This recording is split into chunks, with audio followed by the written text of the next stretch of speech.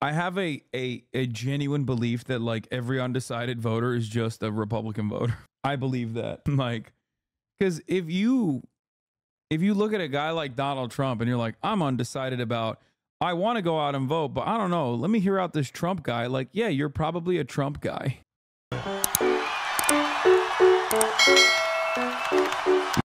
A record low number of Americans say they are still undecided and on how they plan to vote in November, that as the clock is, of course, ticking for Kamala Harris and Donald Trump to try to win those voters over less than 50 days. CNN's senior data reporter Harry Enten is joining us now. How many are there? Because it's kind of hard. Yeah, by the way, the argument that they're making now is not even like undocumented or, doing. They're now saying documented migrants are doing. They're saying documented Haitian migrants are doing. When you look at the data for the likelihood of a documented migrant doing, it is so insanely low. It's even lower than undocumented migrants. And the number for undocumented migrants is also very low. But for documented migrants, it's even lower. So now we're just like, now we are just straight up lying at that point. Okay. But the goalpost has now officially firmly moved into, actually, we don't want legal immigrants in the country either. Okay. Like, it's no longer about undocumented immigrants. Now it is, well, I would say that it never really was about just undocumented immigrants. You'd be an idiot if you think that that was the case. It always has and always will be white supremacy. Okay. It is always the idea that they're changing the genetic makeup of America. They're changing the demographics of America. Demographics are of destiny. They are doing white. It always comes back to that age-old canard, the white supremacist rallying cry. Hard to believe. It's kind of hard to believe, but the bottom line is that 4% in the average of polls, 4% of voters say that they are undecided. Do you feel like liberals are backtracking on immigration policies offers credence to this type of anti-immigrant rhetoric? Yes, I have been saying this for months, but I've also been saying this for years. But it's especially relevant in the last couple of months since Biden came out with a right-wing, white nativist anti-immigrant bill. That is just half the level that we saw in 2020, well less than the 10% we saw at this point in 2016. So the bottom line is, in this particular election, Kamala Harris and Donald Trump are focusing their attention on this tiny, tiny sliver, much lower than we're used to. In fact, it's the lowest level of undecideds that we've seen in polling at this point this entire 21st century. You know what? That is not surprising at all, that number is so low. But within the margin of error, all the polls that you've been looking at, that number is extremely significant. Exactly. It can make all the difference in the world. So what do these undecideds care about? What are their big issues? What are their top? Let me guess. They want tax cuts. They want deregulation. They want more war. They want NATO. They want immigrants. And if Kamala Harris doesn't secure all 5 of these at the same time, these undecideds will vote for the Republican Party, except they will vote for the Republican Party even after Kamala Harris makes a pledge to do all 5 of those things that they want. So let's see. Top issues. Well, perhaps not surprisingly, 30% say the economy, inflation. That's number one. But number two, they actually don't have a top issue. 28% say there is no top issue, which perhaps isn't so surprising given that they're probably not as tuned into politics. They might care more about the characteristics of the candidates themselves rather than the issues that they represent. But I think that you get this. I love that American media totally looks at like the absolute people in society and consistently props them up as like the only people that matter in the conversation. It's great. I think we are actively positioning people to be even. Large chunk of undecideds, right, or the large chunk within the undecideds who say there's no top issue. That, of course, makes it difficult for the campaigns to go after them, because what exactly are you going to talk about to the folks who say, wait a minute, we don't have a top issue? Right. That's a hard thing. But obviously, the economy, that is the issue that seems to be across all. So there are a lot of people, we just sort of mentioned this, that don't really understand how anyone could be undecided at this point in the election cycle and with this particular election. So what's the deal? What's the deal? Well, I think this might sort of get at it. 2024 is the most important election of my life. 72% of Trump backers say it is, 70% of Harris backers say it is, but just 24% of undecideds say it is. So the bottom line is they don't actually think there's that much on the line going on here, and that is, I think, part of the reason why they're willing to stay back and just say, you know what, I don't really necessarily like either of these folks. I don't think this is the most important election, so you know what, I'm going to continue to be undecided. Of course, there's just 4% of them, but that 4%... Okay, I take it back. They're actually brilliant. is going to make all the difference in the world come November. They very well could. But if they're not paying attention, like you said, they might start paying attention as we get very, very, very close to the election. Exactly. But at this point, they just don't really think 2024 is that important. So that's why they're not paying attention. All right, Harry. And we know we think is important, but there's that. All right, Kate. All right, joining us right now is Republican Congressman from Florida, Trump. Remember, the average undecided in focus groups usually holds two views that counter each other easily. Yeah, exactly. They literally in the same breath will say, I love immigrants. I work with immigrants every day. They're wonderful and they help the economy.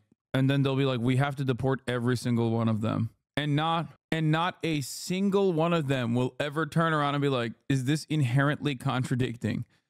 They will not. They will never question it. And because of the way that American society, American exceptionalism and American individualism works, those unique snowflakes are truly brilliant, and you have to treat them as though they are truly brilliant and not like what you just said is the thing I've ever heard. Ryan Ruth is that man, okay? Seemingly he made up his mind at the end, but if you look at his like political opinions over the course of many, many years as we did, you will realize what it looks like in the mind of an average undecided swing voter, okay? Make no mistake, I'm not saying like, oh, dude, you're like, I don't know if they're conflating undecided voters with unconvinced voters, okay? I suspect that there's a little bit of that going on in a lot of these instances because the idea of like undecided is basically like, I could vote for Trump or I could vote for Kamala. I'm undecided. When in fact, many people are not conflicted between the two, even though if you ask the New York Times, they only care about people who are conflicted between the two, which is very frustrating because most people aren't like that, okay? It's actually people that are deciding between voting or sitting on the couch. Yeah, Ryan Ruth was undecided between voting for Kamala Harris or shooting Donald Trump. Campaign surrogate Byron Donalds. Congressman, it's good to see you. Thank you for coming in. Bouncing off the conversation that Harry and Sarah were just having, how undecided do you think the diminishing number of undecided voters really are this election at this point? I believe there's somewhat. I also have a firm commitment. I have a genuine belief that like every undecided voter is just a Republican voter. I believe that. Like, because if you look at a guy like Donald Trump and you're like, I'm undecided about, I want to go out and vote, but I don't know. Let me hear out this Trump guy. Like, yeah, you're probably a Trump guy. Aren't you undecided? No, dude. What the? I should probably say I'm undecided. Maybe then the New York Times will interview me so I can talk about Israel, and then they'll definitely not put that in the article. No, I'm not undecided. I'm riding in Biden, baby. I'm riding in Biden. Dude, at this point, please, dude, if you were a former Trump voter and you're claiming to be undecided, what the f do you need to hear? How many former Trump voters who are still currently undecided exist? Get the f out of here, dude. No, they're voting for Donald Trump, but they're still like kind of embarrassed about it. Okay, that's it. Suck my... If you claim to be undecided between Kamala and Trump at this point, and you're a lifelong Republican voter, and you voted for Trump twice, you're gonna vote for Trump. Like, what are we doing? Of course you're gonna vote for Trump. It's so transparent. It's so stupid. Not even last week you were saying, I don't know who I'm voting for, but I'll never vote for Trump or something similar. No, last week I was also saying I'm voting for Biden. I'm riding in Biden, baby. Also, I'm a political commentator. There's a lot of people who want to cast aside my commentary by simply saying, oh, he's a Harris supporter, or oh, he's a Trump supporter. That is the reason why I do not declare who I would be supporting in the election. It's because people want to say, oh, he's not going to vote for Kamala Harris, so don't listen to him. Everything he says, it's not about like who I'm voting for at all. It's actually entirely about how to make my commentary seem less relevant.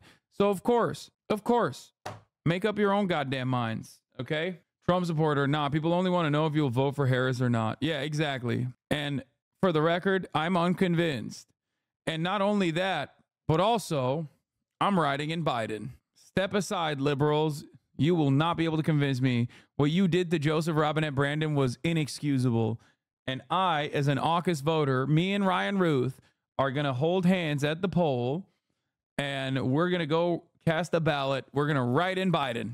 Undecided. I think they're juggling through the realities of America. Number one, the economy, this massive inflation created by Kamala Harris and Joe Biden in our country are real. They're looking at that. But then I also do believe they're having the... For the record, I'm not on one team or another, okay? I'm on whoever advances and improves the material conditions of the working class, okay? That's whose side I'm on. And neither party is even remotely trying to make a convincing case that they are on the side of the working class. Neither party is doing that. So I will forever criticize both parties for not doing that, okay? Juggle with also a lot of the rhetoric that's out there in terms of where the country's going and who's going to protect the country. And I think if you look at the facts are very clear that Donald Trump addresses the issues that concerns Americans, the economy, our borders, and our foreign policy. And what Vice President Harris is talking about is not those issues. There are people that literally Less say they than decided 2 months until the box. election, and we can hear the candidates' voices nearly every day. But what about voters? Since June, the NewsHour has followed a group of undecided voters from across the country and across the political spectrum. What if I'm an undecided voter who really cares about NATO? There was only one candidate who did NATO, and now he's not in the race. I cried that day. Yeah, I mean, I'm that voter. It's me. It's Ryan Ruth. We are together. We are committed. Okay? Joe Biden did NATO, and he's going to do Taiwan. It's me. It's Ryan Ruth. It's Van Jones. In our latest installment of the Deciders series, we found some movement and a lot of thoughts. My name is Stephen Beck, and I'm from Madison, Alabama. No, you heard a lot of statements.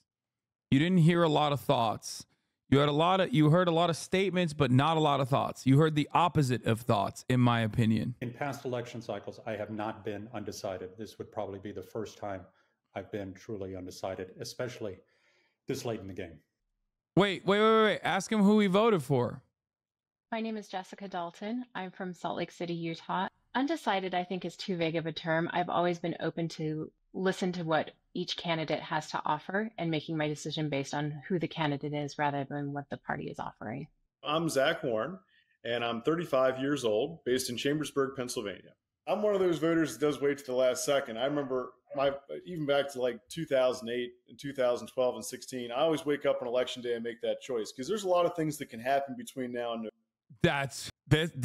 okay. This guy's awesome. Also, chat, this man is 2 years older than me. This man is only 2 years older than me. November. My name is Stephen Stone. I'm in Brooklyn.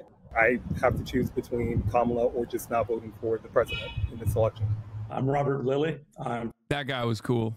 I could tell. Wickenburg, Arizona. I typically don't decide, and for sure, I'm not 100% until election time. My name is Anna, and I live in the suburb of Phoenix, Arizona. Before the debate, I was already against Trump. That's not happening. I don't trust either of them as commander-in-chief or even as necessarily head of government. I would say that neither lived up to my expectations. One of the things that I had difficulty with throughout the entire debate was the lack of specifics. It seems like a race to the bottom more than anything. It's not about anybody having any sort of real ideology and the concerns of the majority of American people's at heart. It felt very much about just being better than your competitor. She went in for the handshake. That actually meant something to me. I think civility is going to be the number one thing. We have to get back to that before we can get back to anything else. What was interesting and not surprising from Donald Trump was how easily he was baited into getting his ego hurt. There's just too many lies told by Kamala Harris in the debate, and I expect that to go on. She did a fantastic job during that debate. I thought that there was some policy depth that was offered. I did feel when I was watching it that they did question him more than they questioned her on some things. I expected them to say what they said. I would have appreciated additional specifics. I'm sure that in the coming months, I'll be able to do some more additional research. I'll take some time to look and examine that more closely. After watching Harris come into the debate and how she handled herself, there's no question in my mind that I will be voting for Harris and Walz. I'm holding out hope and believing that potentially some of these other movements, these leftist movements, again, the Green Party to move her more left as opposed to the right. It does not feel good. At best, I would be holding my nose to vote for Kamala. Yes. Not knowing enough about her is part of the indecisiveness as far as who. Finally, dude, this is the first time I've ever heard someone openly state this in any one of these like different polls where the guy's like, thank God, thank Christ, dude. There's like one who I'm going to vote for at this point. Donald Trump, great message, but Greens, come on, man. He didn't say he's voting for Jill Stein. He said he hopes that the Green Party will be able to convince and move Kamala Harris to the left, which they won't. I see as just a much lesser of two evils. And so that's the man I had to vote for. These are not easy decisions to make. They touch on so many aspects of our lives, and they don't just affect us individually, they affect us globally. He's still a mess, Hasan. Quit glazing. Why is he a mess? He's right. What?